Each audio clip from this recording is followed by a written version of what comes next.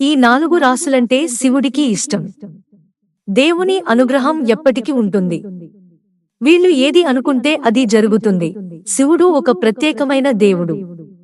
ఆయన సామాన్య భక్తుల విన్నపాలు, అభ్యర్థనలు ఆలకించి వరాలను ఇచ్చేవాడు. అందుకే ఆయనను శంకరుడు, మహాదేవుడు అని పిలుస్తారు. దుబారాకు దూరంగా ఉండే దేవుడు పరమశివుడు. ఈ లంకేశ్వరుడిని రాగిజలంతో అభిషేకం చేసి మరుత్పత్రాలతో పూజించడం ఉత్తమం. బ్రహ్మదేవుని ఒడిలోంచి శివుడు జన్మించాడని ప్రతీతి. ఆశ్రయించిన వారిని ఆశ్రయించి స్వస్థపరిచేవాడు శివుడు. ఓం నమః శివాయ అనే పంచాక్షరీ మంత్రాన్ని పఠిస్తూ మానసిక ప్రేరణతో శివుడిని ధ్యానిస్తే ఆయన అనుగ్రహం మనకు ఎప్పుడూ ఉంటుంది. శివ పూజకు పెద్దగా ఆర్భాటాలు అవసరం లేదు. మరి ఇప్పుడు శివుని అనుగ్రహం కలిగిన రాశుల గురించి చూద్దాం. మేషరాశి. మేషరాశిని కుజుడు పరిపాలిస్తున్నందున ఈ రాశికి పరమశివుడు విశేషమైన అనుగ్రహాన్ని ప్రసాదిస్తాడు. అంగారకుడిని శివుని అంశగా పరిగణిస్తారు. హిందూ పురాణాల ప్రకారం అంతకాసురుడు అనే రాక్షసుడితో పోరాడుతున్నప్పుడు శివుని చెమట చుక్క నేలపై పడింది. అప్పుడే అంగారకుడు ప్రత్యక్షమయ్యాడు.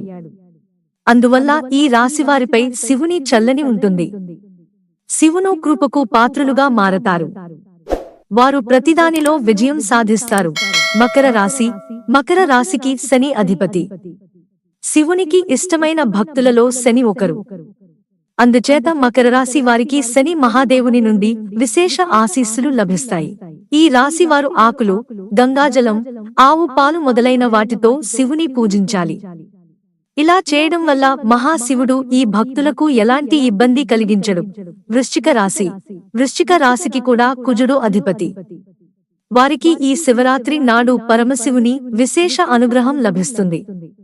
సాధారణంగా సోమవారం నాడు దేవాలయాలలో శివునికి అభిషేకం నిర్వహిస్తారు.